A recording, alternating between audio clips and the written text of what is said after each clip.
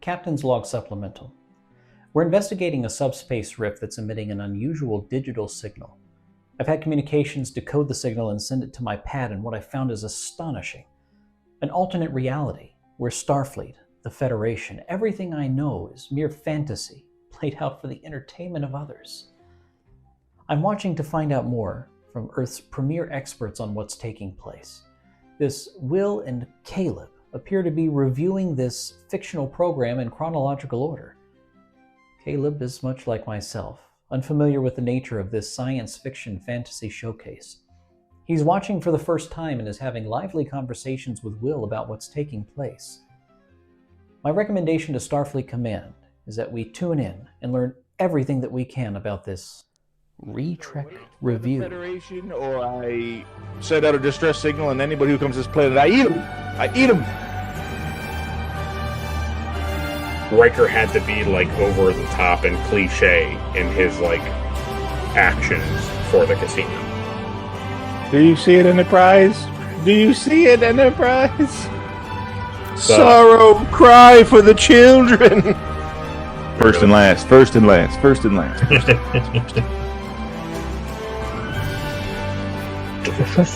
Delicious. All Sarek does is goes like this. And Yeah, he knocks his hands away. And then the Tellarite's like, ah!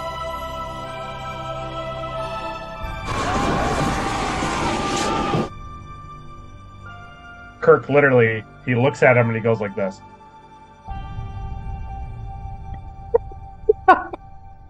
Program complete. Enter when ready.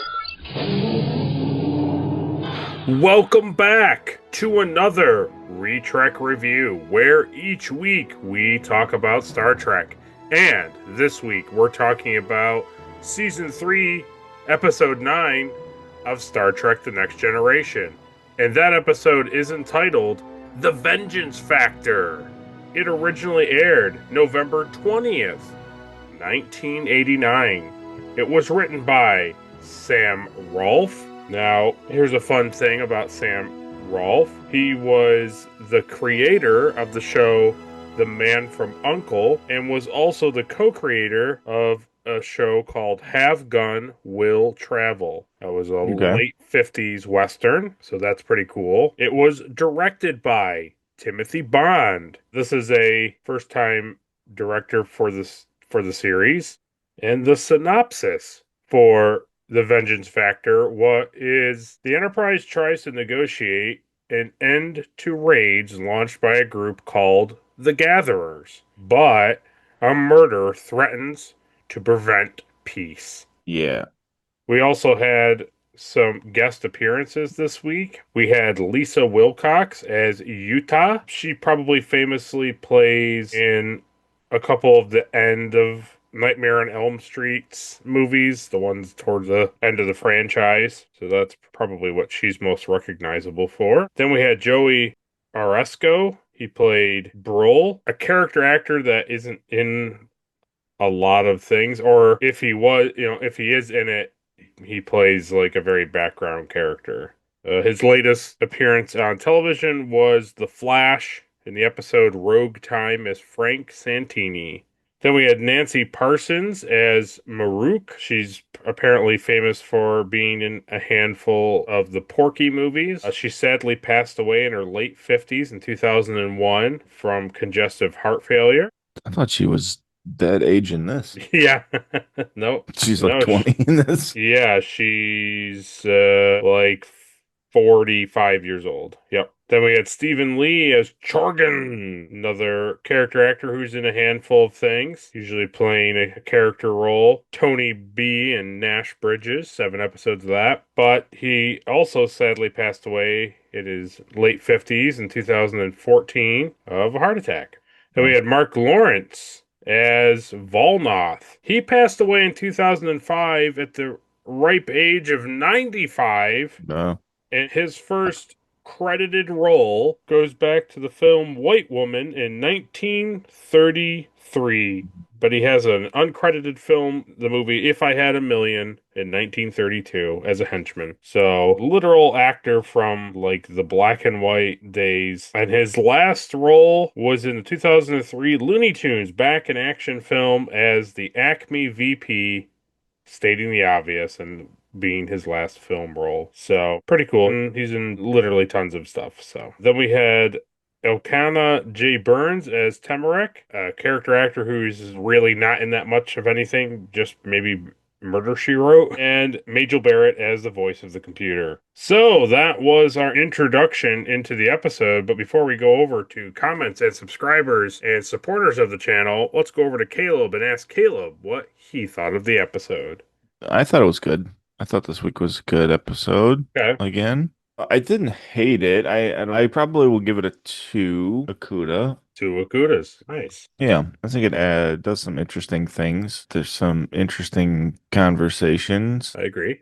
If I can leave out the Riker Utah stuff, I'd probably be a little bit more positive about it. But overall, I thought it was a good episode. I think the funniest thing, just to immediately touch on it, is the fact that this is kind of similar to the Price episode with a member of the Enterprise and an alien person having to like interact with each other, and it being like, oh, I like you and you like me, and there's like a power struggle there. And it's better than what they did with Troy and Deveroni or whatever his name was in the other episode. It's very interesting how they handled a very similar thing. It's almost like they knew the other one was bad. Right.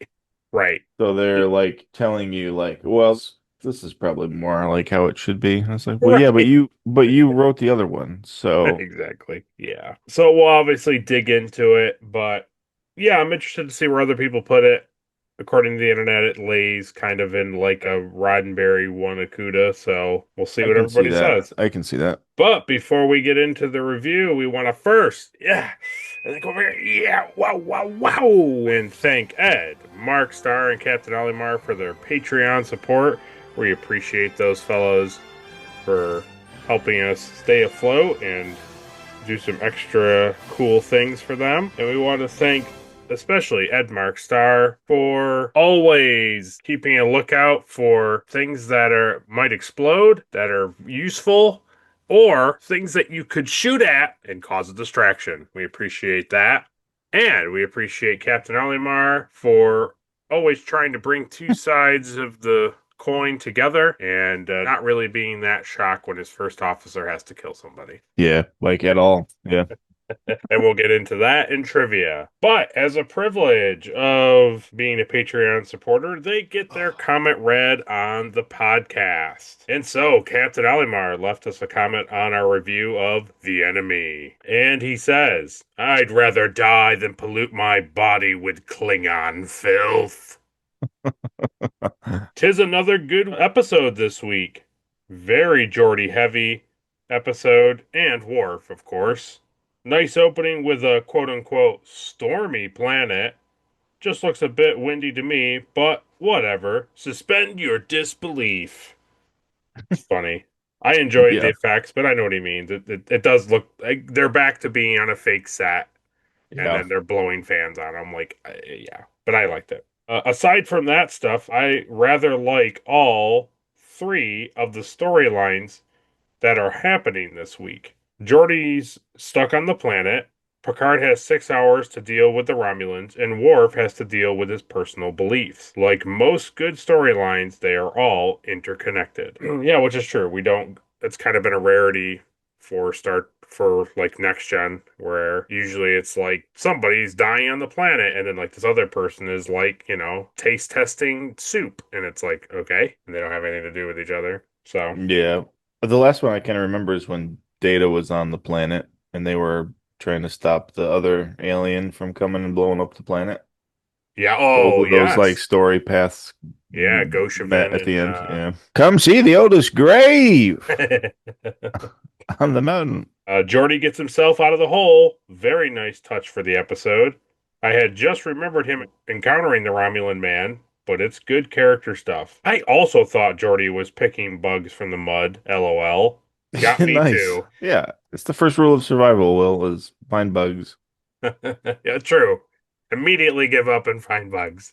He says, "Welp, guess I live here now." Then he says, "Love the foam rocks that hit the Romulan man. Good stuff." Then Jordy does a good job of convincing the idiot to start helping him and work together. Friends! This will be important later. Yeah. Mm, Then he says in a separate thought, "Let them die." Kirk, Star Trek 6? yeah. No, we don't talk about that. No, no. Remember last week Picard said the needs of the majority outweigh the needs of the one person, of the individual. I've heard that before. You've I've heard heard. it. It's a very famous Federation quote. We don't know who Spock is. Worf has pretty solid reasoning to not want to be a donor. Are all Romulans to blame forever?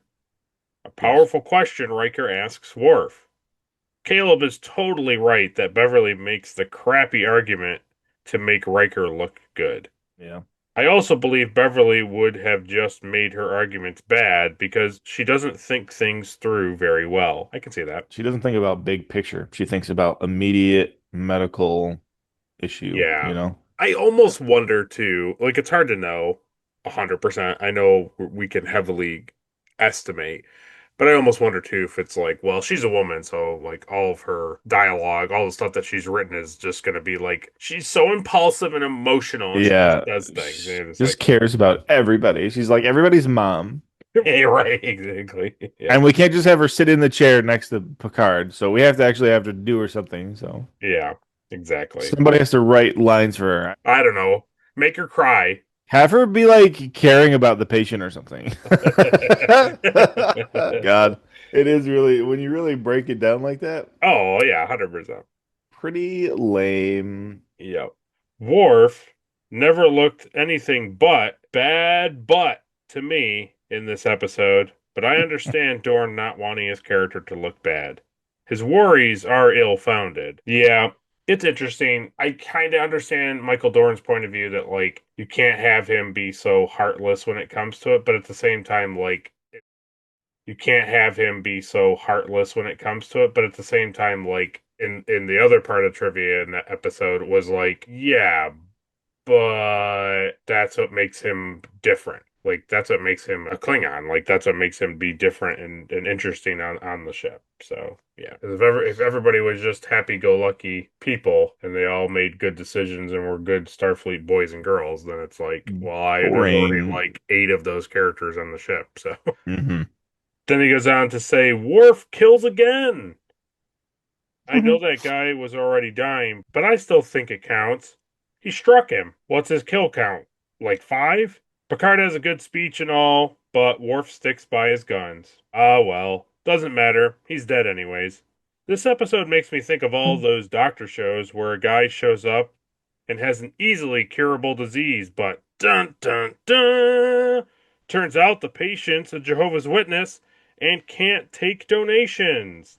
Mm. And that is really funny because I have seen many medical shows where they have that kind of medical twist where now the person is suddenly not something they expect the person to be. But the funny thing Yeah.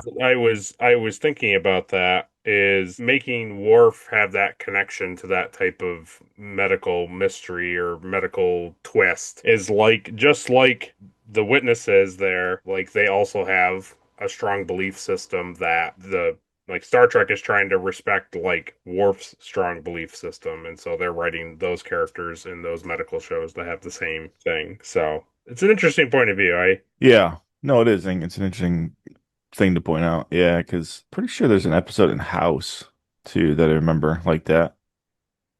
There's definitely one in House. I know I've heard people talk about one in Grey's Anatomy, and I'm sure there's many in many different other shows. But Yeah. The witness thing is like Bible based, and Worf's thing is just revenge. So that's true. it's close. That's true. One is like, I don't like you. Your species killed my family, so I won't help you. I don't know. Yeah, it's interesting. I don't think Worf is like wrong. in that episode for like feeling that way, you know? Yeah, it's like we kind of talked about it in the episode. Like, he doesn't really, I don't know. It's the same thing we were just talking about earlier. It makes him interesting by him being this way. And it's like, yes, he's supposed to be a good Federation officer where all of that is behind, everybody, and we're all hunky dory and we make good decisions and we love everybody. Yeah. But I don't know, making him this way as a Klingon and being upset is cool. I think so. Yeah, because it's not a thing that you just get over, you know? Like he Especially joins the Federation and he's just like, well, I like everybody now. right, right. And I think specifically as a Klingon, it speaks to his character being like, they want vengeance. They're all about like, well, you did me wrong, so I kill you. Like it's not Yeah. like a point of view, it's like a culture. It's culture, yeah. And it's about honor. Right. Like he would be honoring his parents' death by doing that, you know? Yeah. So I'm glad they did it that way, honestly. I'm glad that he didn't just give in and do it at the end of the episode. I'm glad that they stuck with it, you know? Yeah. Because I think it's a much more interesting topic than, I don't know. It almost makes you want to be like when those medical shows introduce a problem, you're like, maybe I should do more research on those people or that type of individual or whatever, and be Yeah. like, maybe the background of this thing I don't fully understand, and I should understand what's going on. Yeah. Because sometimes they show stuff, and you're like, would they be like that, or would that No. person feel that way? And then you, Well, most of the time what happens is like the medical shows are like, well, they're like this. And it's like, no, not really. Not right, really like that, you know. right, I think they always portray like the blood thing, and it's like, no, my son is going to die because I refuse to give him right. blood. And it's like they don't really explain like why that's a thing, like why. They just say Um, it. Yeah, and they also portray it like there's no other options when right. there are like renowned doctors and surgeons that very much agree on the same standpoint that like blood transfusions are bad for you, you know?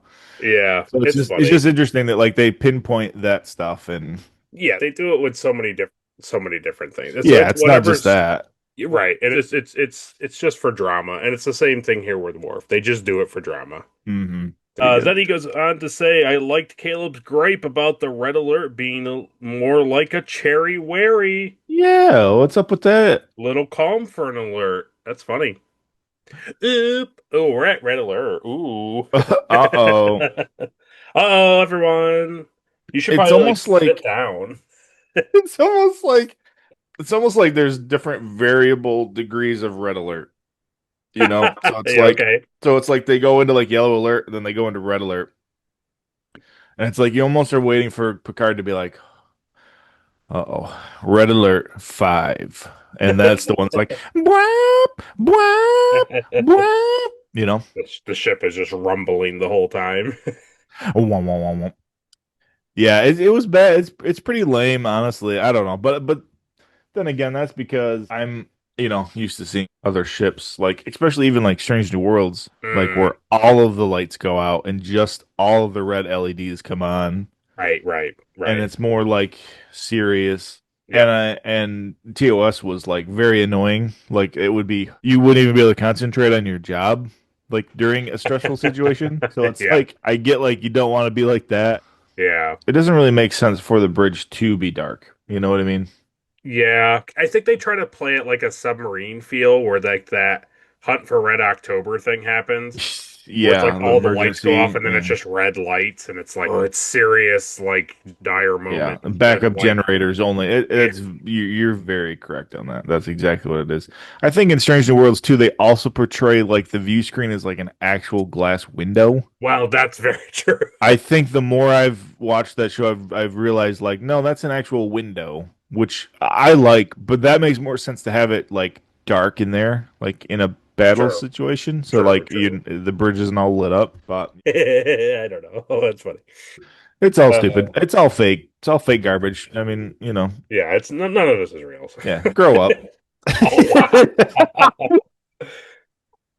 Why do I even do this? Yeah. This is my last show. The true vengeance factor is Caleb leaves. Yeah. I'm gonna go be a scavenger. A Or gatherer. whatever, the gatherer. Yeah. Next, he says, loved Picard calling out the Romulans at the end and beaming up everyone onto the bridge. And they looked appropriately crappy. The episode was a good juxtaposing between the Geordi Romulan interaction and the Worf Romulan interaction. Both Romulans start their encounters with an attack, and both situations end up with both parties needing to work together to survive. Geordi can't see and needs the Romulan's eyes to work and see for him, and the Romulan man needs Geordi's expertise and legs to get off the planet and move at all. Worf needs the Romulan man to live, so the Enterprise doesn't start a war potentially getting blown up. And the Romulan man needs blood, so he doesn't die of can't be curedism. If you agree. I think it's called plotism. That's the technical Latin term. Yeah. Plotism. Plotimus Maximus. Yeah.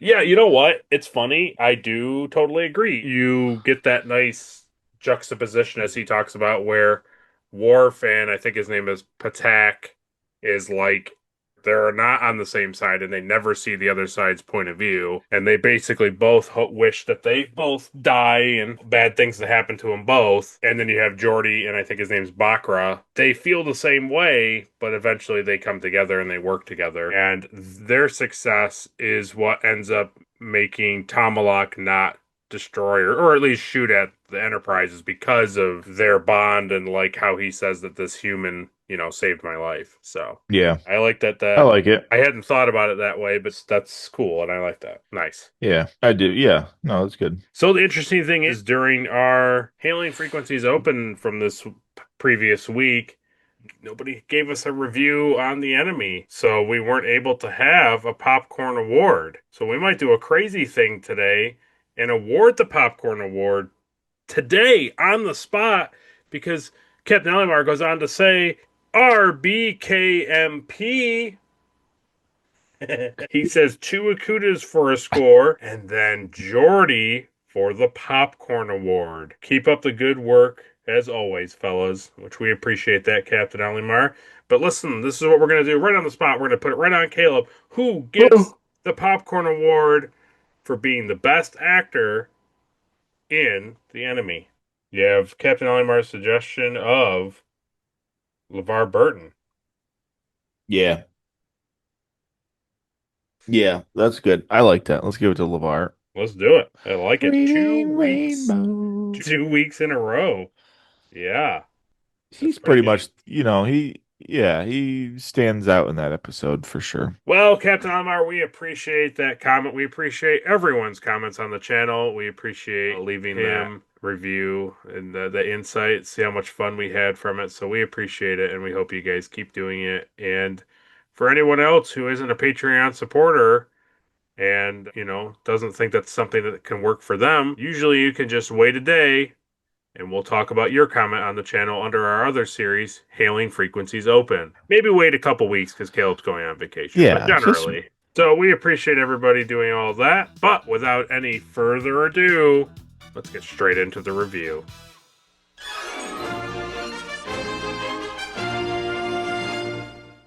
So they beam in, and I thought that interesting green light beam in was pretty cool. That was cool. I liked all the very green aesthetic of it all. It was very interesting. Then there's a funny bit, just made me laugh. It's not really that special, but it just made me laugh. Was Beverly's they're walking around, they're looking at things, and then they're like, look at this. And it's like a angled thing, and it has red juice on it. She's like, non-human blood. And I was just like, And they're like, are you serious? Right. I was like, hey, so we're in space, remember? Part of the crew are also alien. It was really weird to me at first, this scene. And I was just like, why are they always so surprised by aliens? I don't understand why they're just blown away by alien stuff every episode. I know. It gets old. It's a thing where it being an 80s television show gets in the way of it making sense so much of the time for the show. Where it's just well, they would never say that or do that. or act that way or think that way or behave that way. It's like, but they have to because it's the introduction of the show. It's the conclusion of the show. It's getting ready for a commercial break. It's coming back from a commercial break. Like they have to behave a certain way because it's like they're setting something up. And so, yeah, they have to be in all shock and like, oh, I can't, what's happening? Like they have to be so confused and so out of place so that you're like, well, this seems like an episode that they're not going to get out of easily, so I'll stick around and watch. They have to explain to the audience that they're in space before. Right. Yeah, for all the people who are just, they're watching all the other 35 channels on television. Yeah, for the 3 people that are watching it that thought like it was ketchup on it. What is this show? Star Trek? I don't know. What's that about? Why is there ketchup on this piece of metal? Non-human blood. What? I guess I'll keep watching. Gross. I like that Riker tells Worf to go open the door, and Worf's like, I can't open it. And the Data just walks over and he's like, all right, and he just opens it. Yes, so in canon, you're telling me that Data is stronger than Worf. Correct. Cool. I'll remember that. You should. I'll keep strong note of that. Yep.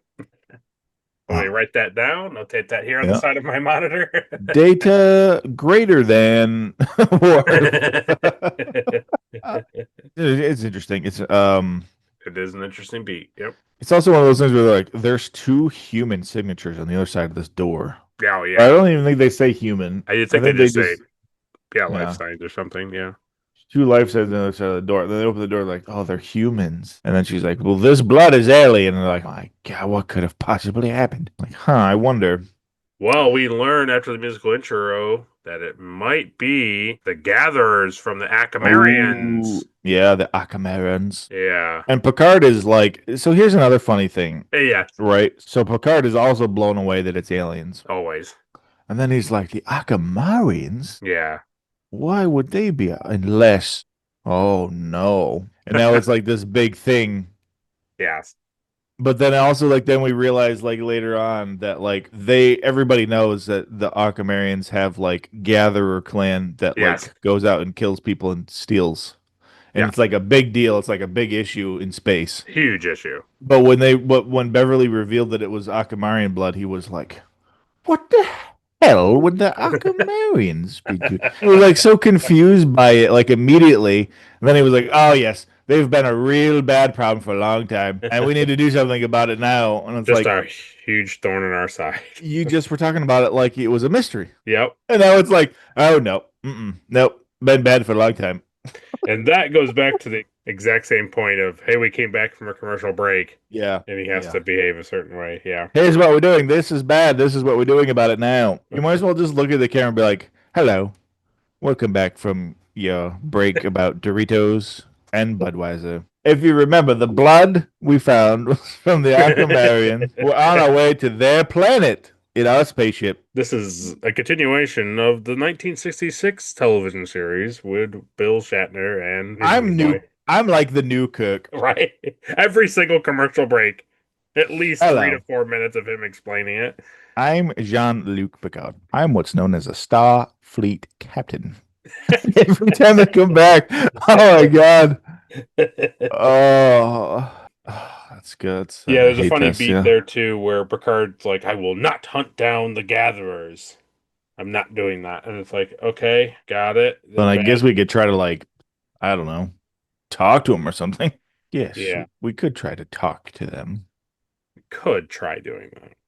Yeah, because she did right off the bat. Are you going to give her one of our awards this week? Oh, what would you like her to have?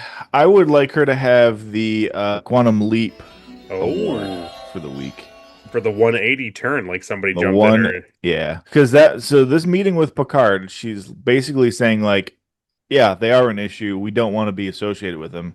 So we would like you to go out and hunt them down and destroy them. Yes. And Picard's like, I'm not doing that. She's like, well, I don't know what you want from us then. And then immediately she's like, he's like, what did you think about? We have land set aside and we want you to come back to the planet. We love you guys. We need to work together. She does She does Pretty turn pretty vastly. quickly. Yeah, I can agree with you, especially with you bringing up them having like land set aside for them. Yeah, like when did that happen? Yeah, that's a good point. That's funny. I didn't even think about that. Yeah, I thought she turned pretty quick. When they're at the first, well, even at both like meetings that they had, she does get pretty animated about stuff, which I thought was fine. Oh yeah, like But her she's like okay. optimism changes pretty quickly about the Yeah, whole situation. Yeah. that's very true. That's very true. Yeah, because we talked about them. She talked about them bringing them home and her whole thing. And they go back to the room, and they're standing in there, and you're kind of like Riker is learning about Yuta, and she's like looking out the Mm. window, and she watches the warp effect, and she's like, "Amazing starship Um, that you have." awesome. Yeah. And he's like, mm-hmm. Then he immediately Utah, goes I'm over. thirsty. Then he immediately goes over to the chef there, Utah, and he's just like, Yeah, chef, yeah. "Hmm, you like So you cooking meals?" cook, huh? I'm sure you have your own specialties. I just wrote that like this whole thing I talked about it earlier is like it's so much better than the Troy like Devanoni thing because Yeah. he meets with her, he meets you like Riker meets Utah, and Yeah, they and he's have this immediately infatuated with her for some immediately reason. infatuated, and so is she. But they Yeah, don't like he hits on her, but he doesn't like immediately like caress her and like try to take stuff out of her hair and like kiss her. He that's just says a bad. couple one-liners to her and then walks out of the room. And then like the relationship builds from there. Yeah, he's definitely more suave and more like gentlemanly, I would say. It's just I don't that last episode was just so astronomically bad that it's just I don't know. Yeah, Yeah, it's it's fine. It's you know, the thing is this is an 80s show. I expect the relationship stuff yeah, to just be badly written and just kind of yes, cringy here and there. I agree. And that's fine, but it's nowhere near No, what right, last week's right. episode was. No, I no. mean, just I yeah. know. That's what makes me sad and kind of upset is like they could have had this type of Yeah. So like you know how people are supposed to interact with each other. right, right, exactly. It's like so Yeah. we should expect a higher standard from you because you can write it. I've seen you do it. Yeah. Oh no, I'm scared of myself. Yes, right. I'm too scared to kiss because once I kiss, I cannot stop a kissing. Yeah. Yeah. So here's the one thing that I'll say. Like, so obviously, like the relationship is supposed to be, you know, quick and like build up. So the ending hits a little harder, which you know, it does. It's good. Yeah. My issue is that to me, she looks like she's like 16 years old. Yeah, she totally She does look looks very very young for Riker to be like infatuated with her. You know what I mean? I yes, I do. Now I know she's probably like 26 somewhere in there, Look up how old she is. but like she's portrayed in this as like a young servant girl, and it made me feel a little weird. Is all. Like she just seems too young. Like she just comes across as too young. She was 25. Yeah, right. So I'm spot on, but she just seems younger, Oh, totally. and I didn't love that. Yeah. So I it just agree with seems you. weird. So you have, you know, you have Troy, who's clearly like, you know, Riker's age. And then Right. in contrast now, it's just vastly different. Yeah. And even that scene where like they're eating and Troy's like, "Oh, I was just leaving." And like kind of gives Oh. him this weird look like, "Yeah, get it." You know, it's like it's weird. Yeah, I know what you mean. So anyway, They those are my only issues with the whole love thing. I agree. I like that in this scene he politely arranges for technicians to program the replicator with their recipes, and then she Mm, mentions Parthas, yeah. and he's It's like, a mm. The Zinti would love it. It's a root plant with roots, And it tastes like root plant. and we don't cook it. It's raw, and then we put tomatoes on top of it. I'm like, oh, that sounds delicious. So it's a salad. So it's a Nope, salad? no, how dare you? No. Disgusting. You're humans and you're disgusting. Salads. Yeah. No. Oh man. You So make me sick. You make me Did you laugh at the part where so that scene plays out, they leave. They go to the bridge and then they're flying to wherever Hiromi Gamma 2 and they're like Yeah. and they're scanning the planet and Data's like there seems to be Combustion. yeah, he's like fuel combustion things here and then Wesley's like Data. don't you mean campfires? Those are campfires, Data. My God. And You're he's like, like this is so stupid for a robot. really funny. And then Data's like, isn't that what I said was happening? And I was thinking, it is a funny scene to play out, and it's fine. Like, I don't hate the scene, but I was just thinking, like, what? Why would he describe them as that? It wasn't like he Yeah, I don't needed to think- be extra, like, hardcore specific about what they were scanning on the planet. It's okay to make, like, estimations or even, like, use common sense and say what they are. Yeah. For him to be like, there is active thermal radiation coming from due to like small forms of combustion. It's like, Yeah. okay, Yeah, It's we get it. we get You're a it. robot. I want to see how From My Office feels about this scene because he really isn't a fan of when Data explains things very scientifically for no reason or goes on these like diatribes of meanings for 5 minutes about root words and vowels and stuff. So Yeah, that's true. Well, yeah, it's like it's just played for whatever. so that Wesley has a line, Yeah, it's so Wesley can do something in his sweater. right? Because the next scene is Data's down on the ground and they're searching the thing, and they're all like, "Oh, look at this thing! Look at that thing!" They're like, that's a laser. That's special alloy. And they're like, clearly they're taking things from other people. And then Worf's just like, ambush! He immediately knew. Yeah, maybe you should take a bath. Yeah, right. That was hilarious. Yeah. That was So this is one of my biggest pet peeves in like media. okay. And they do this all the time in, whatever, zombie movies, survival movies, all that kind of stuff. Okay. They beam in to this clearly inhabited encampment. There's fires lit. People have been there recently. Okay. They sneak around for a little bit, Yeah. and then they're just like, hey, come check this out. I think I found something. Oh. And they just start like talking loud and like jumping on and off things and being like very loud and not like sneaky. Yes. And then they're so surprised when people show up. They're like, oh my God.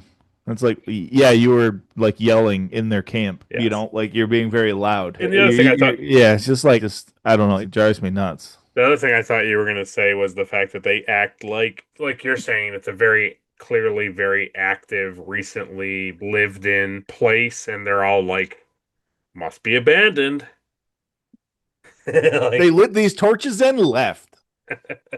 Yeah, it's one of those things where when I first saw the first Quiet Place, I was like, man, this is great. Like, them walking on like the sand paths and not talking. I was just like, yes, thank you. The aliens can only hear. Right. So don't talk and don't yell and don't make noise, right? Like that's how the, you survive. That's the whole point. Yeah, I know. Just, he took some big hits to make the movie be like not have a lot of audio in it, which is not normal. It's great. Yeah.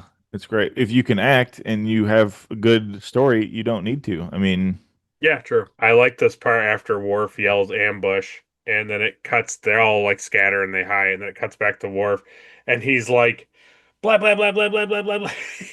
Like he fires his phaser like 3 or 4 times. It's so funny to me too. Like when you think about the phaser, it's like when you just see it on the screen, they're just like, psh, psh, and you're like, yeah, I got it. But like to actually see him like mash down the top button every time.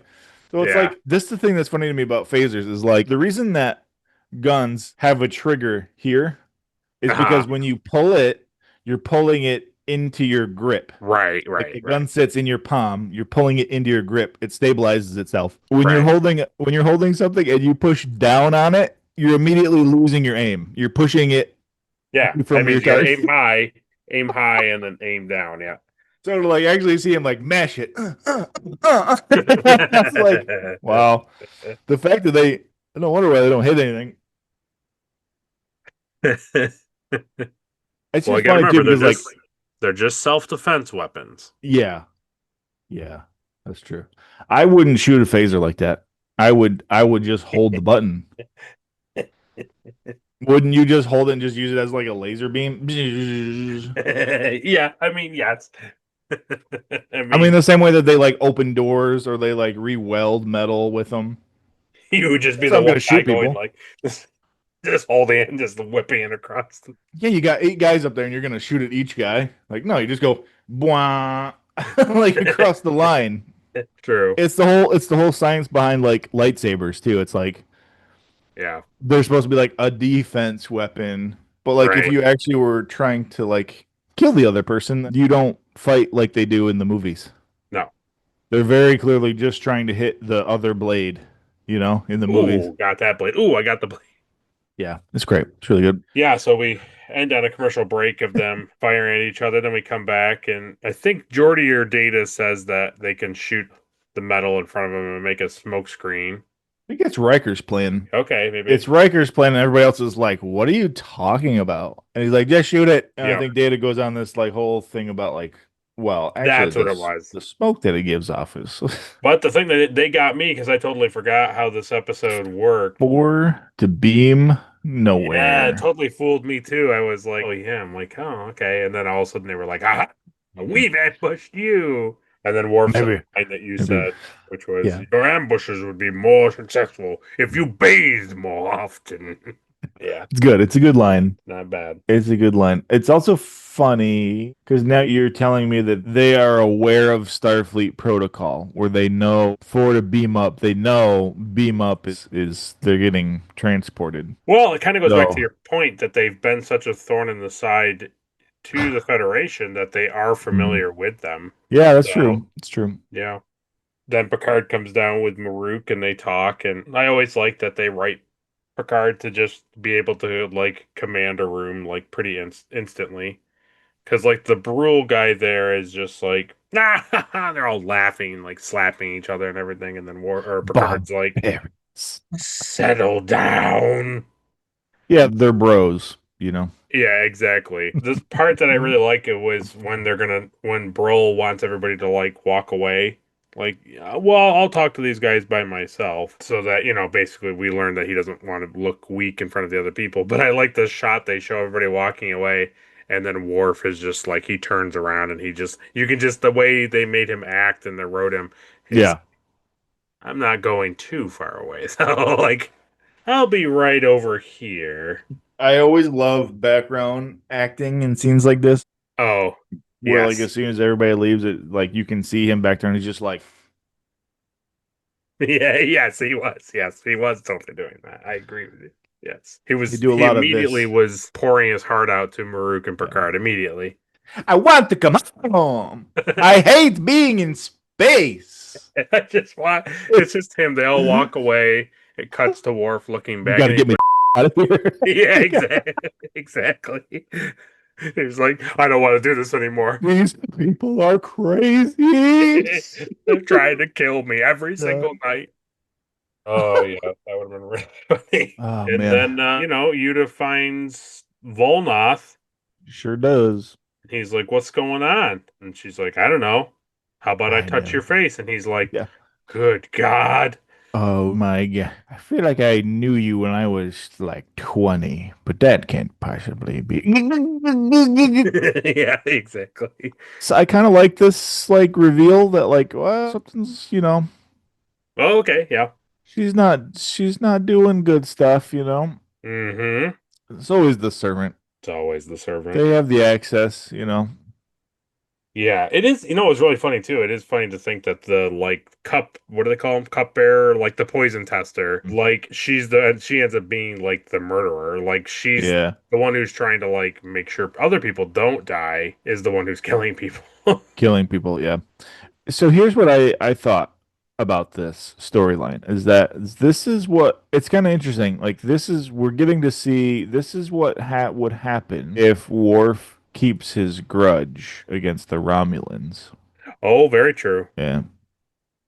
Yeah, that's very true. Because that's the whole point of this episode is like, how long does vengeance and revenge last? And like, yeah, obviously it's not good, Yeah, like should you hold it forever? Even though peace is on the table and they're now coming together, like should that not matter? Yeah. And vengeance always takes precedence. Vengeance is a dish best served cold It's true. or by touching someone's face with a Hiya! genetically made Mutated virus that fingers, only yeah. kills the family that killed your family. Yeah, then we have that commercial break of her being like, I've done it. Yeah. Oh, yes. But all those people are dead. Like, no, there was 5, and we And made a I, disease. and now you're dead, and I shall live longer than you. And then I like they come back and they're all like, yeah, you know what? I'm pretty open to the idea to talk, but I'm gonna have to Oh talk. my God, bro! Come quick! Yeah, exactly. It's like I'm not gonna make any decisions without talking to Chorgan, but I'll definitely go with you. And then they're like, he's dead. And I know it was like it was like this big thing, yeah, and then he gets over there and he's like, "They're like, God, like, oh, I don't know what happened. We're so sorry." And he's like, "Well, I mean, he was like 103, right. so hey, can I have his stuff?" It's like, Yes. okay, have Yeah. you no respect for the dead? Yeah, and then Beverly comes down, and I like how Yeah, Riker had to show her. he's right here. But I also like Hey, it's this one. See this one that's laying on the ground, not breathing? Yeah, this is the one. Everybody's surrounded by pointing at. I also like that right before she comes over, Riker has to push the like guy off of him because he's like Yeah. picking his pockets, and he's like, "Nope, just get out of here for a second." Yeah, and then she's like, "He died of a heart attack," and he's like, "Oh, okay," and she's like. He's like, "Oh, what? You don't seem confident." She's like, "He certainly died of a heart attack.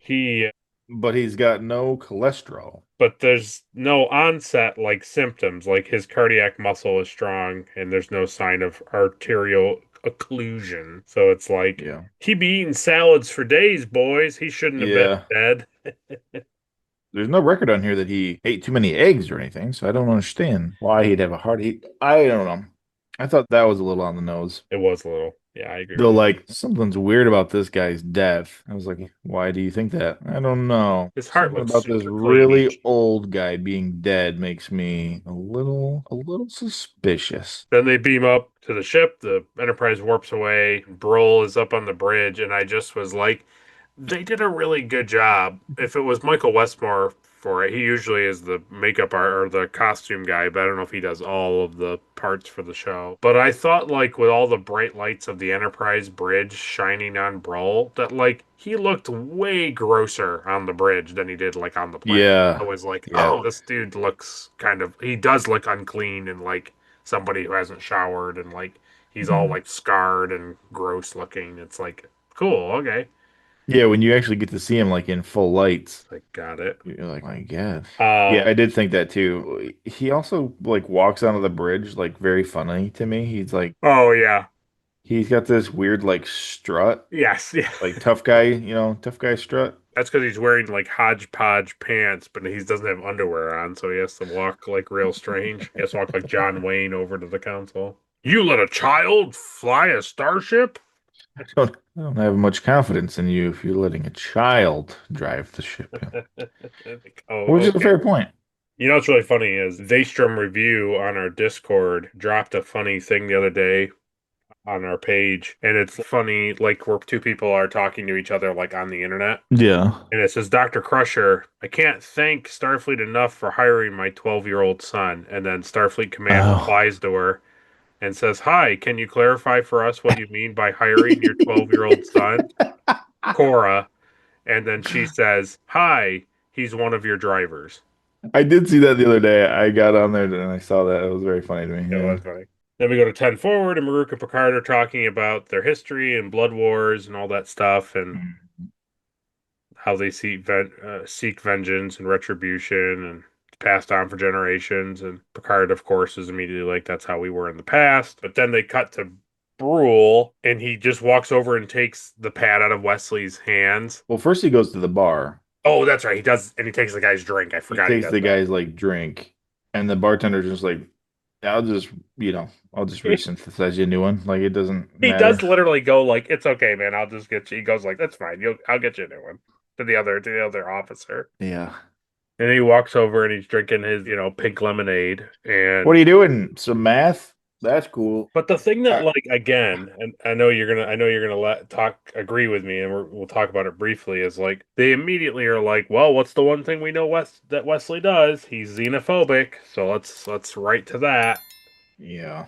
Where it's just like this guy is like literally talking to him. He knows that like they're trying to make peace and like work with these people, and You're like disgusting. he's like, you're disgusting. And he's like, really? Interesting. He just like, he continuously just like, well, he's like, well, I have kids. He's like, you have kids. That's awful. Like, it's just like, Yeah. I don't know. It's like they try to wrap it in the thought that, well, Wesley's treating him poorly because he's the thief. But it's like, what does that matter? The whole point of this is that they're trying to get these thieves to go back to their home world and become a part of that society. So it's like, perhaps we're more diplomatic with these people. No, Wesley's usually pretty badly written in Always. these like scenes. I don't know why, but Yeah, it's messy. he just is.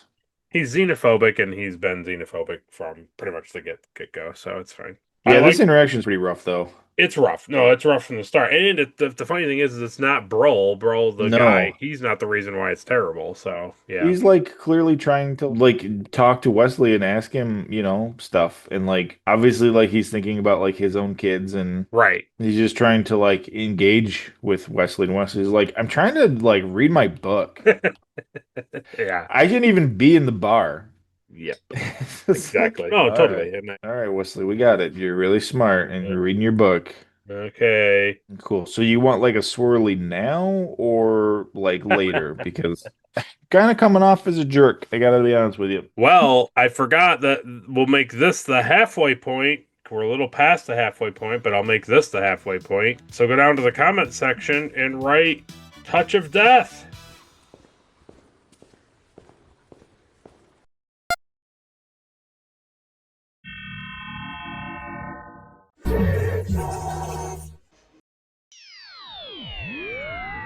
Yeah, so come back from our little break there, and we talked about Riker and Troy being at the table. Yuta brings the Parthas over. They're like, that looks delicious. And then Troy's like, see you later. Enjoy your leafy vegetable plate. Yeah, have fun eating this stuff. The other scene that we didn't talk about that I thought was funny is when Brol gives Wesley the coordinates. Oh, yeah, up at the thing where he's making fun of him for being a child. Yeah, and he's like, well, it's this way. These are the coordinates. Yeah. And Wesley's like, that goes through an asteroid field. And he's like, yeah, you can't, Yeah. you can't navigate through an asteroid field? And he's like, if you take this route and you go this way, it'll take 12 extra minutes, but you won't go through an asteroid field. And he's like, whatever. Yeah. Whatever. Yeah. I just find that fun, like, so here he's this like space pirate and he's not worried about this stuff and they fly dangerously all the time and whatever, Wesley, if you want to be a little baby. Well, if you want to fly a gigantic starship through an asteroid field, whatever. Yeah.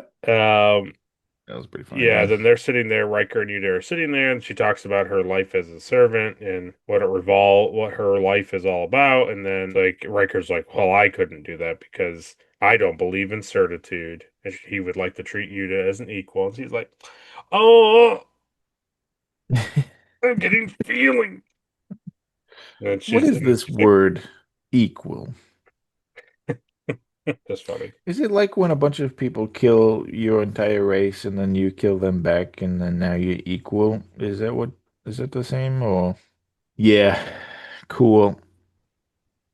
But this is also another example of like Starfleet not understanding other alien culture. It's like, yes, as humans, we don't agree with like servitude and like slavery. Like we don't do that stuff anymore in this timeline. Right. But she's like, no, this is my job. This is my purpose. And he's like, well, that's not what we do. Everybody has equal rights. He's like, and it's like, well, that's great. But I don't live here. Yeah. He's like, you know what? My almost mother-in-law's servant that comes around and carries her luggage. He's like, I've never had any. I don't even know what he does. Yeah. Well, that's the thing. We haven't seen it. He also hits on him, but that's true. He loves. Do you know how to cook, Mr. Brum? No, he doesn't. He just eats all your food. Mm.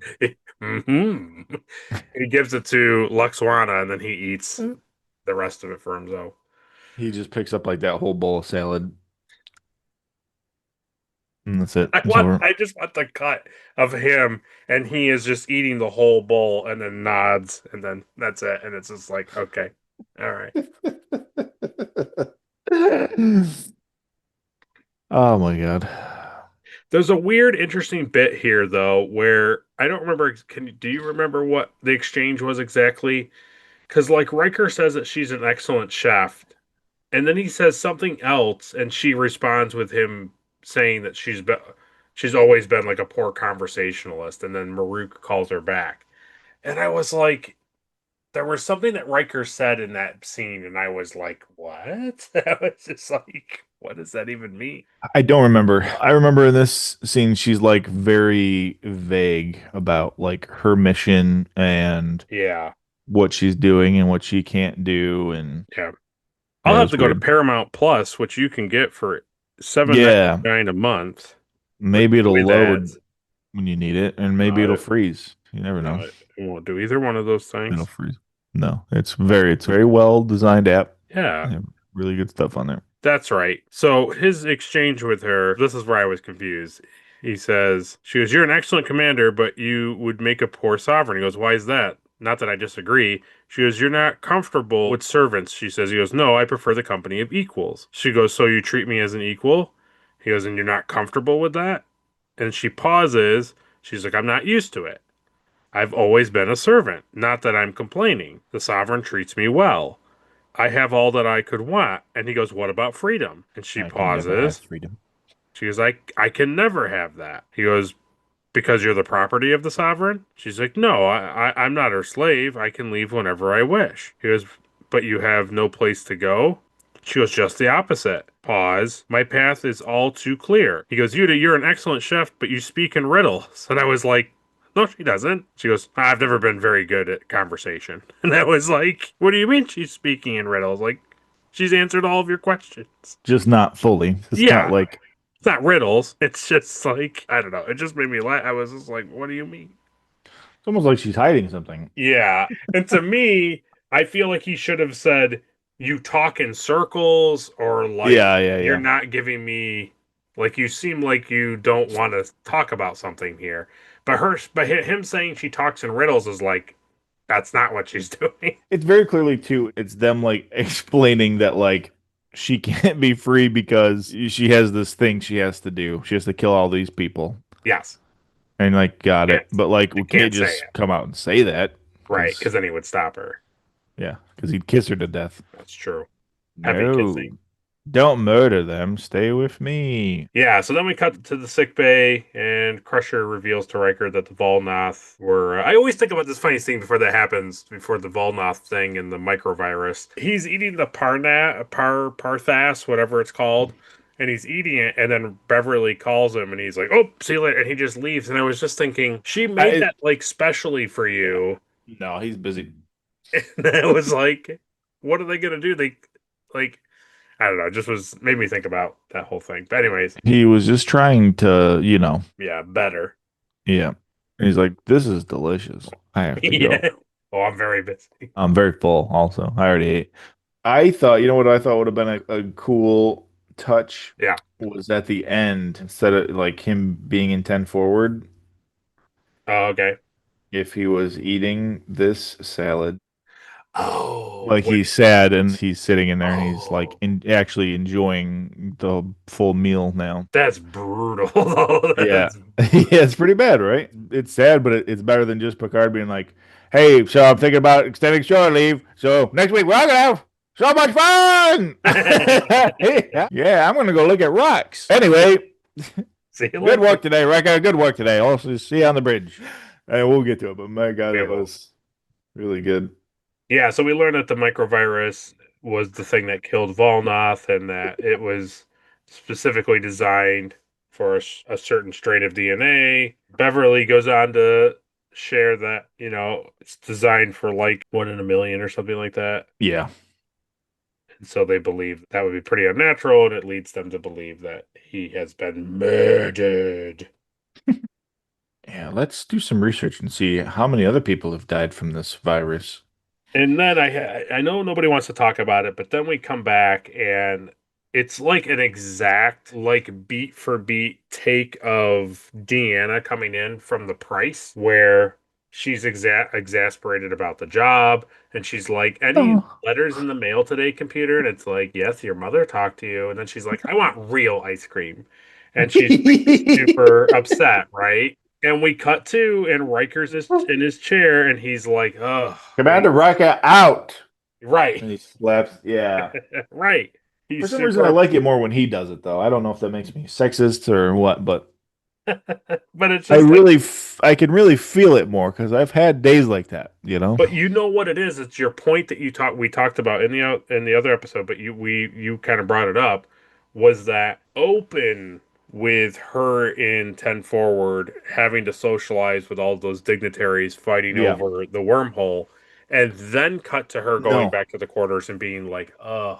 Because Right? that episode already starts off like That's wanting me literally to imagine the unthinkable, that she had a busy day. And I'm like, she didn't have a busy day. She didn't do anything. So like you've already lost me right. when she's like all frustrated and like tired and stuff. But like no, Riker, we've seen Riker go through We've seen stuff. him be busy. Yeah. He's been in a lot of actual. He's been shot at. He's taken shots. Right, like a lot has happened to Riker in the last couple of Yeah. minutes. I mean, we've all had days like that, right? Where it's just non-stop Yeah, stuff and going then on. right when you sit down, somebody calls you. The first time like you sit down, there's like a big issue that you're just like, I just am so over this day. Like The I'm just thing. done. Oh yeah, how life is. But not Yep. for Riker and Yuta. No. She comes in Is and this a bad time for me to come make myself? yeah, I like that she says Maruk suggested that she spend more time with Riker. Yeah, right. Ooh, I'm sure that definitely happened. Hmm. And then Riker's like, mm. Are you being commanded by your superior to come into my room? Is that what you want me to do or not to do? Right. Yeah. And then they kiss each other, and she's like, No, I'm too fast. right, right. Oh, I hate it. Well, I the hate thing that this. happens, and I kind of liked it, but it was also gross, was the fact that like they kiss, and then she's like, "Would you like more kissing?" And he's basically like, "No, no, no. We're like this isn't a slave servant thing. Like we're on this. Yeah. We're gonna treat each other like equals." And then she's like, "But I don't understand that." And then he holds her. I'm fluent in 40 different types of lovemaking. Like, Exactly. my God. Then he holds. I like how he there's that part in the thing where he grabs her and he's like, "Hold me," and he's like, "Huh?" That's the way he'll. I don't know. It just made me laugh. Yeah, That's but lame.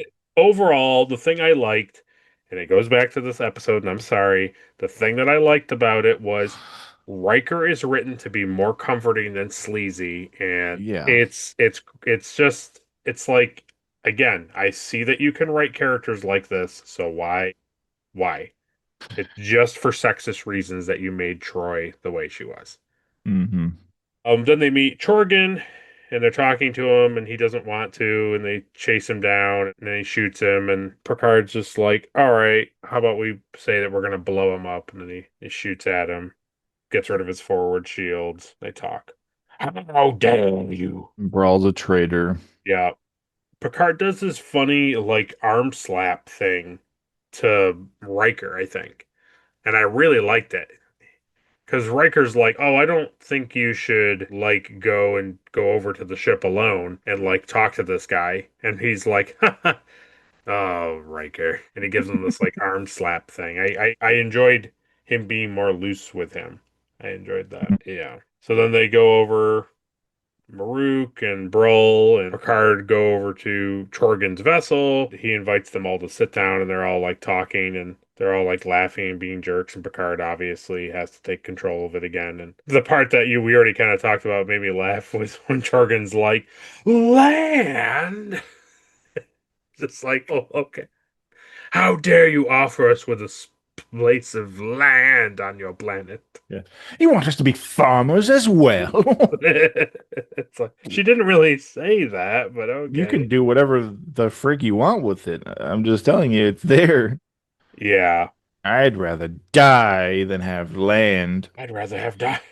Yeah, I get though, right? Like Oh, totally, totally. they have just nothing but freedom in space, like Yeah. now you want like I we're not gonna go on the planet and build houses and farm for crops and Like basically forced to be a part of like your society again and like have to yeah, contribute. It's like yeah. we don't do that. Yeah, we have, yeah, like you said, ultimate freedom. But it's them. Yeah, it's just they're trying to end the feud and like whatever you want to call it, like assimilate them back into like their life, like not have these factions of their people like away from everything. Yeah. And I like it because at the end of the bit there where they're talking, that Picard reminds, like when he's like, okay, he demands like autonomy and like he doesn't want them, he doesn't want the people, the government basically to interact. And she's like, how dare you? We don't even want your people here, but yet we offer you land. You're disgusting. And then Picard's like, but it does sound like he's interested in maybe joining you. So like, let's maybe work off of that. She's Mm. like, okay. And the thing that I like is they cut away from that and they go up to the bridge and it's Riker, Beverly, and Data at the thing. And they're like going through the computer and looking up stuff. And I really, really enjoyed them just like looking into the Blood Clan stuff. I really enjoyed like just how they were going Yeah. about like figuring out all of the, I don't know, back record stuff before they get to the scene where Data's like, well, let me look at this thing and zoom in and then have the computer like basically chat GPT the face where it's like, well, it could take this thing and then extrapolate what she should look like. And yeah, I don't know. I really enjoyed them like getting to that point. And then the big shocker has for the commercial break 53 years ago. Like, Whoa. Who is that behind him? yeah. It's also one of those funny things too, where, like, that one week Riker was like, the computer can't fly the ship. Crazy.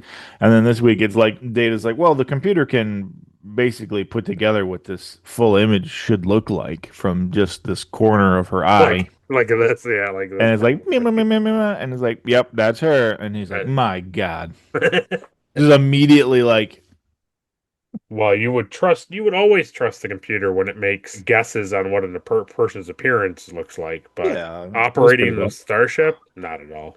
Not a chance. That's insane. Well, you know what it sounds like an insane thing? Trivia. Yeah. Oh, not again.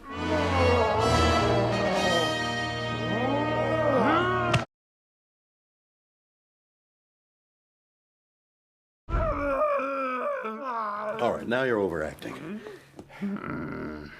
In trivia, director Timothy Bond recalled, it was fun to do. The dialogue was of little consequence, and I think some of it was even cut. There's a tendency in television to say, I'm opening the door now.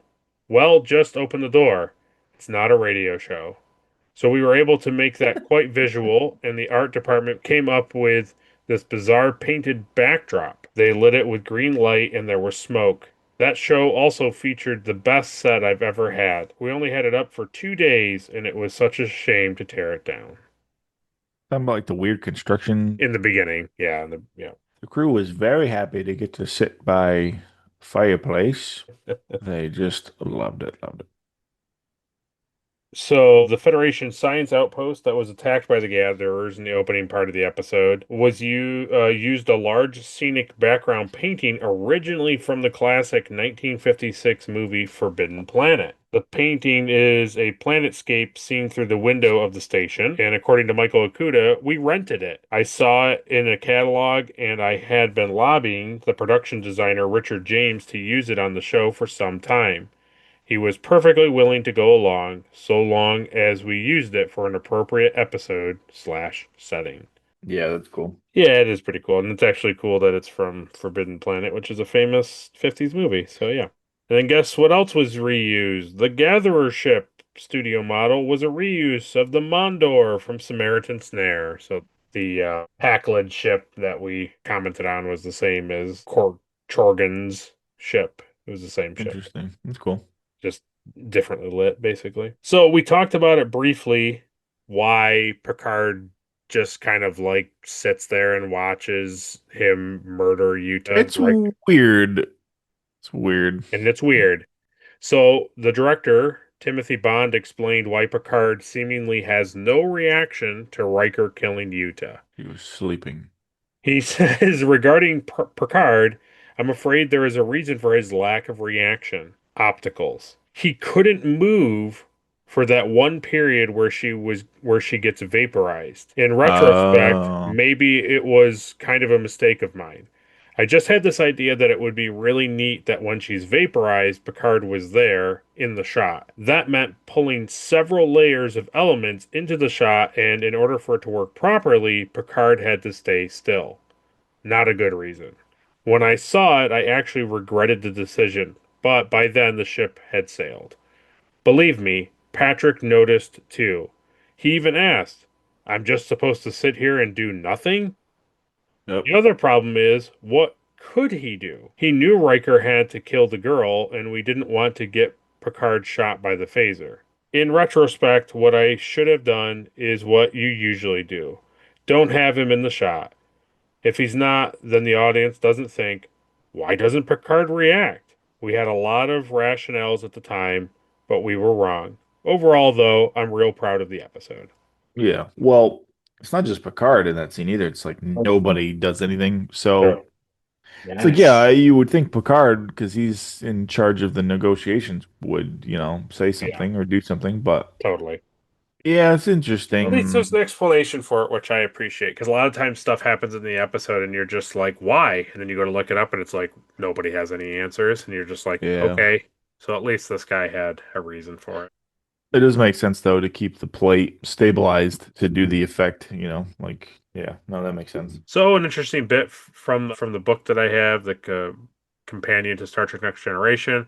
I thought this was pretty cool and worth the read. So I'll read it straight from the book. It says, in Hollywood, the infamous 6 degrees of separation is shorter yet. The Vengeance Factor was written by Sam Rolfe, who co-created the popular television series Have Gun, Will Travel in 1957. That series helped to establish the reputation of an up-and-coming writer named Gene Roddenberry, who wrote 24 episodes. In 1964, Rolfe developed The Man from U.N.C.L.E. for MGM, created the show's Bible, and wrote the series pilot. The tongue-in-cheek spy show was extremely successful, but Rolfe, feeling he'd given it what he could, opted to leave after one season. Not long after, Herbert Solow, vice president of Desilu Studios, hired Rolfe to write a pilot script. In a return to his roots, Rolfe created a Western, The Long Hunt of April Savage. The project looked promising. ABC agreed to finance the pilot, but Rolfe, who had already made plans to spend the next year in London, couldn't stick around to produce it. That job went to an associate of Solow's, who, coincidentally, Rolfe knew quite well, Gene Roddenberry. The pilot never went to series, but Roddenberry went on to create Star Trek. And Rolfe, after he returned from London, created a few more series. By the time The Next Generation hit the airwaves, Rolfe was in his 60s and working only when he felt like it. Invited to contribute a script to the series created by his old friend, Rolfe delivered The Vengeance Factor, a story set in the 24th century that feels like it might have worked equally well as a Western. Yeah, it totally would. Yeah, then 4 years later, Rolfe responded to a request from another former colleague now associated with Star Trek, Uncle, veteran Peter Allen Fields. And then he goes on to write his final script, which is another episode of Star Trek, which we will talk about at that time when we get there. But I thought it was really cool that, so the the creator of The Man from U.N.C.L.E. and the co-creator of Have Gun Will Travel, had this hand in, helping Gene Roddenberry, have jobs and get noticed and have Desilu Studios, know who this guy is so that he could put Star Trek on the air. It's kind of, it's a neat thing. And so now, full circle, that guy comes and writes for the show. And it's he writes this, and it's it's not the best thing ever, but it's not terrible. It's kind of fun. Like you said, like it says in the book, you totally could see it as a Western. So yeah, I've seen many Western episodes just like this. Yeah, the second in command, like the underhand cowboy guy from the main sheriff or wagon, what do they call him? Wagon commander train. Yeah. Call Falls in them. love with this like Indian Yeah. girl. Yeah. But she can't leave She because can't leave because she's the chief's daughter, and they're so trying that, to like make a pact to build like the yeah. railroad through their Yeah. land. Yeah, really great.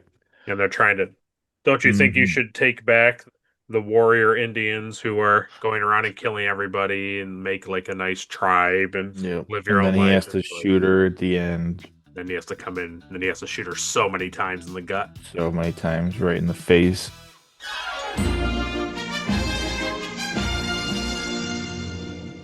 And Pretty that's great. when we come back from trivia. They're talking, he comes down, and I was like, okay. Nobody move. My girlfriend is a murderer. Like basically they go back and forth in the beginning, and it's fine. And they have like a recess, and the brandy thing starts to happen. But really, the meat and potatoes of this comeback is, I mean, Riker comes in and he's just like, yeah, he immediately knows that that guy is going to shoot him, and he takes him out. And then Oh yeah, they're that's like, right. and then Picard's like, no, nobody, don't fire, don't shoot at him. He's like, if my first officer has come down and he's behaving this way, then he must have a perfectly good reason for behaving this way. And so it goes on to Yeah, explain, and this he is hates where I peace. got, He hates peace. I don't know. I don't understand it. I didn't get it. He orders, so Riker tells you to get away from Chorgan. She's like, but it's okay. But I was told to bring him brandy. Right. And he's like, no, don't move, Chorgan. Don't you move an inch. Your life is in danger. And then she's like, but it has to happen. I have to kill him. And it's like, but Oh, how? How? And then she just says, I died and was reborn and with altered cell structure and slowing aging to complete my vendetta against the Lornax. And you're like, what? yeah. When did we establish, like, can that happen with your species? Who did that? Like, what do you mean you have altered cells and, like, you just don't age? It's like, okay, sure. No, so what I got from that Okay. is that because he says whatever her clan was, they're all dead. And she said, Right. no, 5 of us survived. Right. And then they developed this virus Yeah.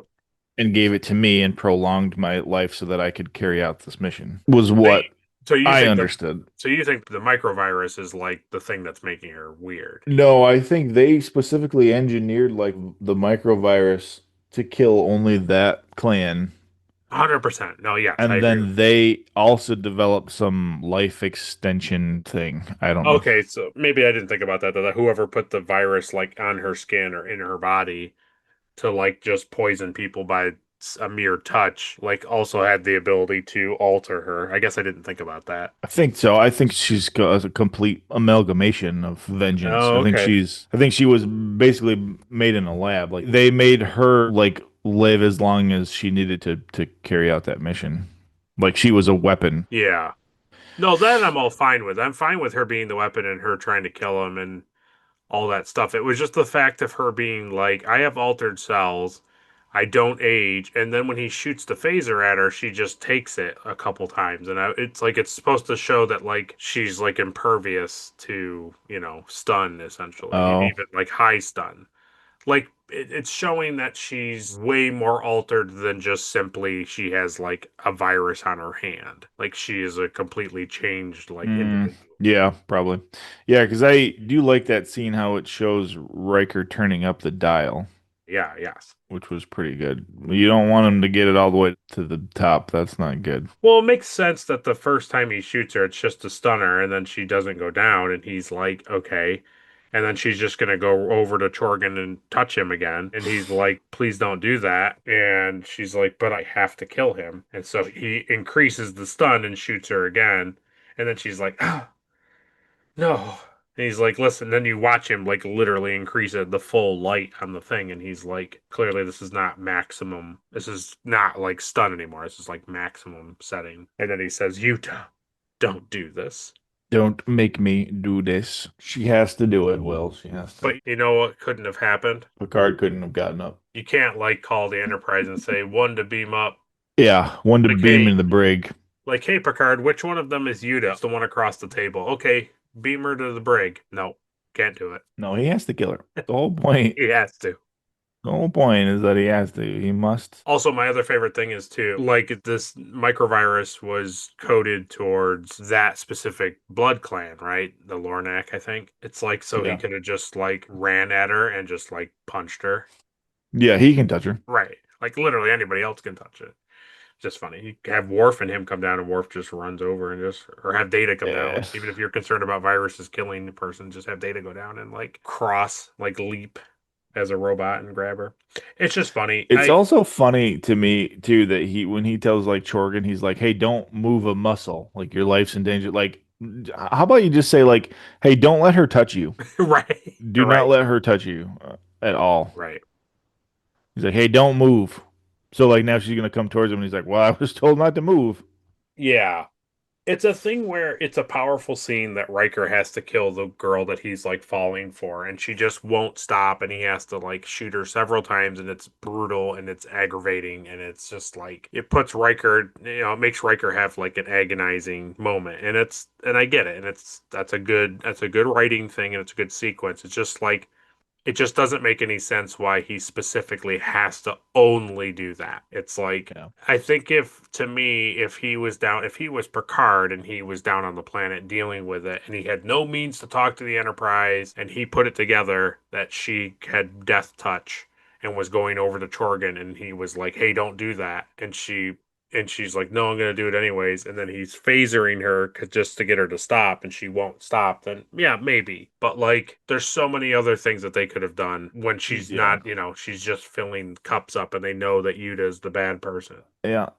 No, there's many other options. Yeah. And the last little bit there that I just thought I actually didn't like and I thought it was really stupid was she vaporizes, which is, it's a cool thing to see again that the phasers actually do crazy things. And then Riker puts his phaser back into his holster and then he turns away from the table. And then Chorgan comes up and he's like, I am indebted to you.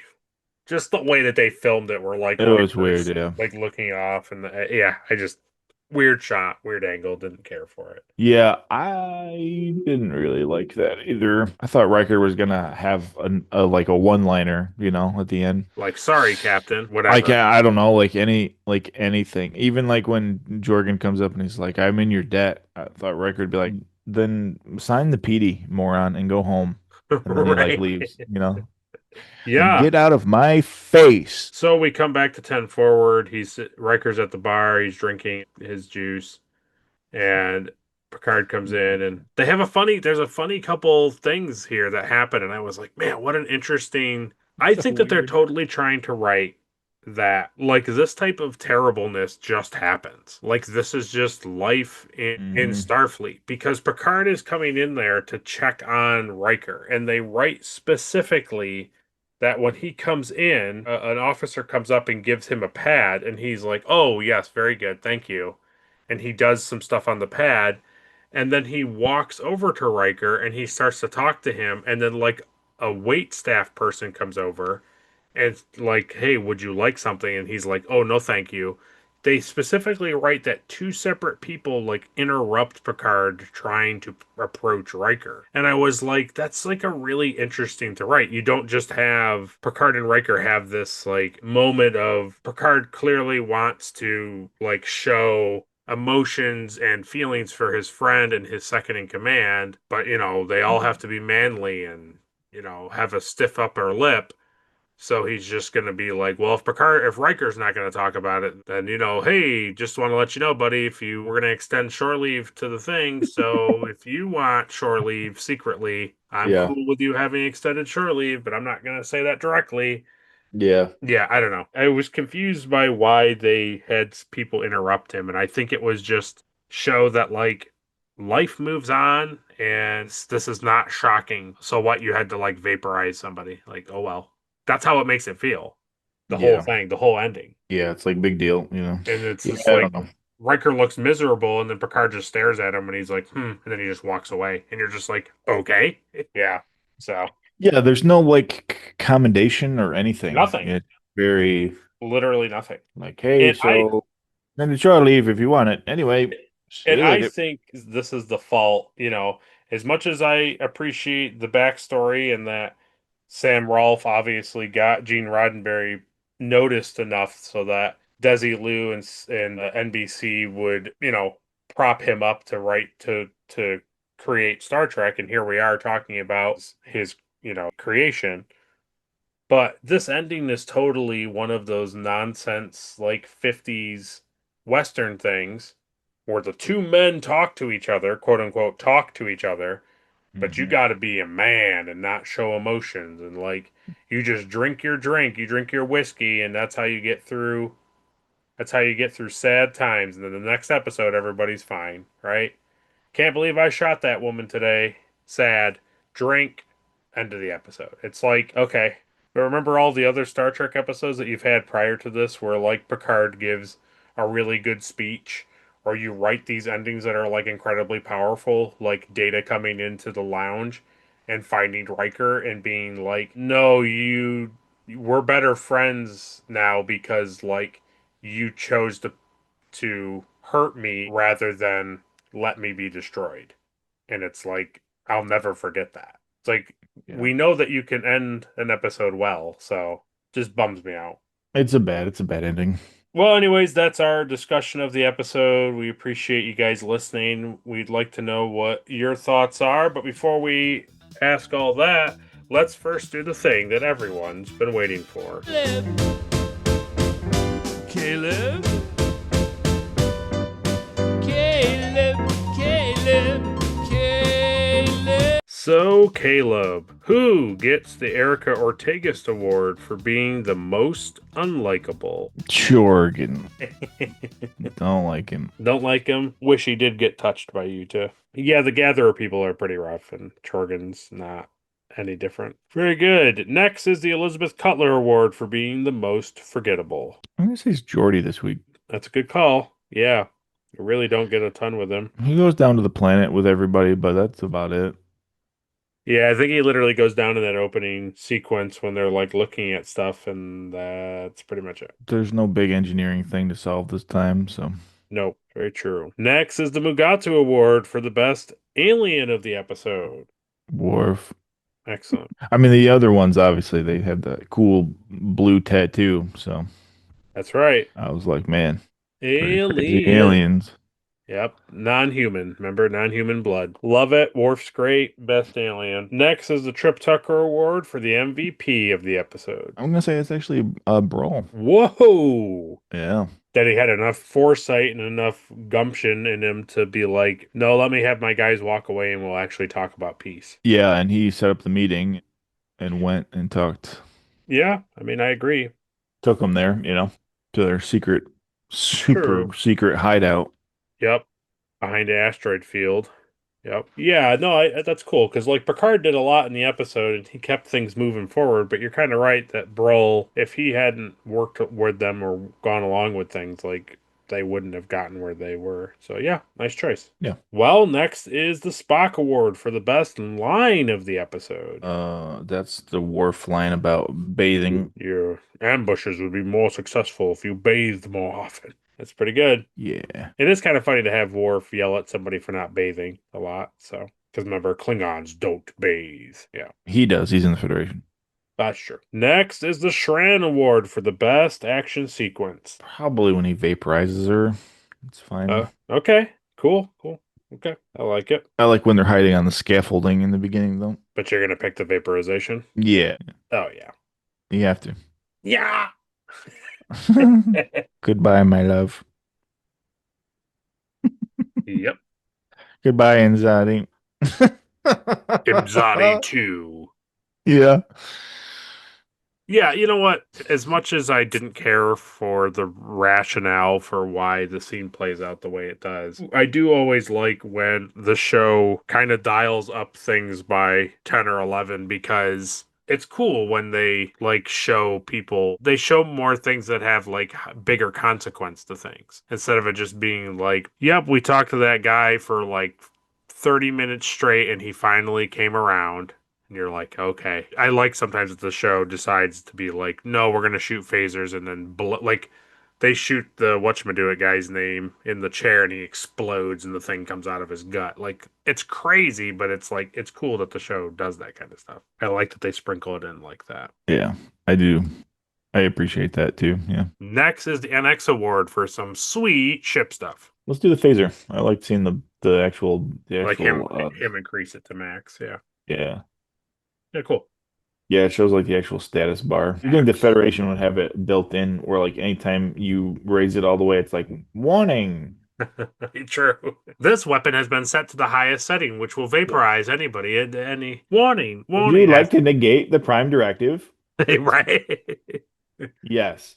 Are you sure you would like to ignore the Prime Directive? Yes. Yes. Oh, I'm dead. We are starting you out on the lowest kill setting so that you could maim them and not kill them, unless you feel that the Prime Directive has been so violated that it needs to be increased to the maximum setting. If yes, please press number 2. Yeah. Next is the Porthos Award for being the cheesiest thing of the episode. I think that scene where Riker like hugs her in his room. Okay. No. No, I can't give you more salad. No. I'm too sad. But I want more salad. Unless you want me to give you salad. Shush, shush, shush. Yeah, it's either that or Riker having to tell Beverly which one's the injured person. But yeah. Well, she's a real good medical person, you know. Very good at her job. But we take what you give. So next is the Enterprise Award for the best scene of the episode. When they're sitting down with Brawl at the fire and they're having like that initial contact, I thought was pretty good. Okay. I like that scene where they're by the big fire pit and the guys are all being bros and like don't care about what Maruk is saying and all that. Drink it. Oh yeah, got him. I thought that was pretty good. I liked like seeing the difference between Yeah. That's a good scene. It sets it up pretty well and makes it interesting. So yeah. It also is really nice to go along with your point to not have like them have this shootout. Like we've set up, they destroyed this outpost. They've left people, Federation people or scientists, whatever, like injured on the ground. Then we cut to and they have like a full-on shootout in this encampment and they have to ambush. They have to like reverse ambush them to get the upper hand. And then we're going to cut to and he's just a very calm, collected person. Yeah. Just sitting there ready to discuss whatever. Yeah. So I agree that it was nice that they continued with him and the guys all being like, we don't care about any of this. Were the people on the station dead or are they fine? I don't even remember what happened to them. I think they bring them to medbay and she's like healing them in the scene. No, yeah, I think she does say like they'll recover. And she says something like they'll recover, but it'll take a lot longer because the setting they were hit with like double stun or something like that.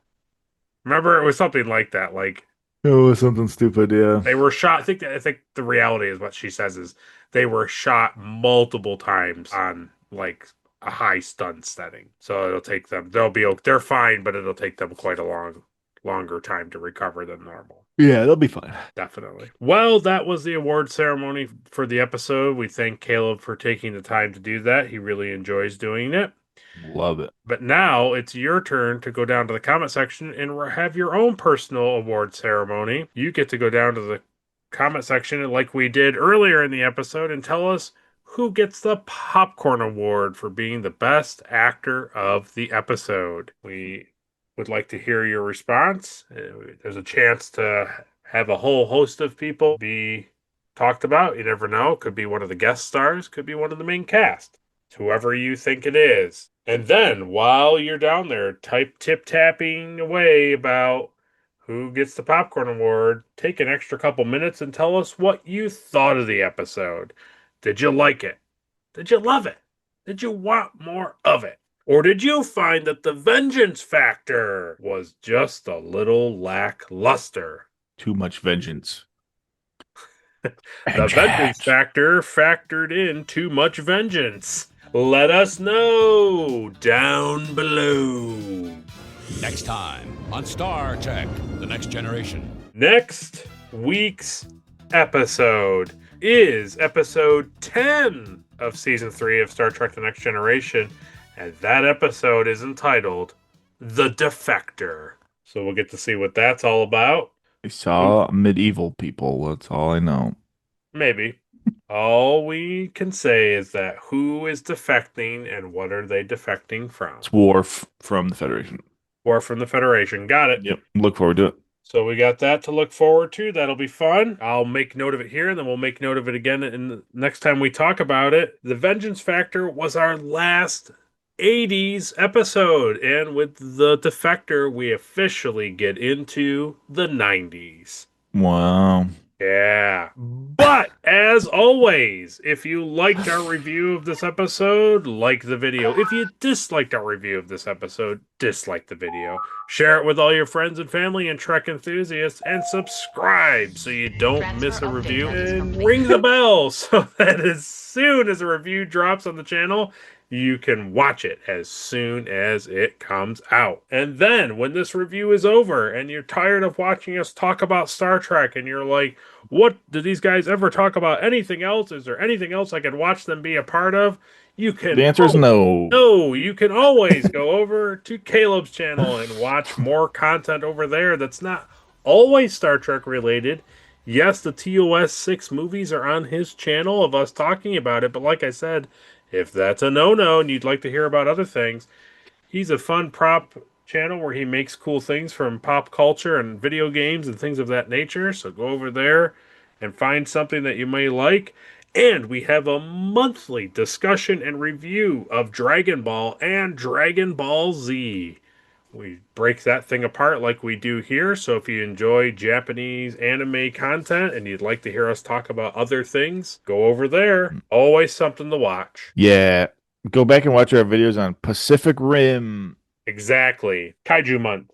Yeah, Kaiju Month was sweet. Yeah. Hey, if you liked our review of The Vengeance Factor and you'd like us to talk about similar things, you can go over to Caleb's channel and find our review of Casino Royale, where some interesting revenge happens in that movie. Bond movies have a lot of revenge. And it also ends in a very sad way. Yeah, so when you're over there, no matter what it is, find that video that you like and like the video. Comment on it. Leave a suggestion of something for him to make or for something him and I to review. We'd love to do that. He'd love to do that. We have so much time. We're happy to just keep doing that. Yeah.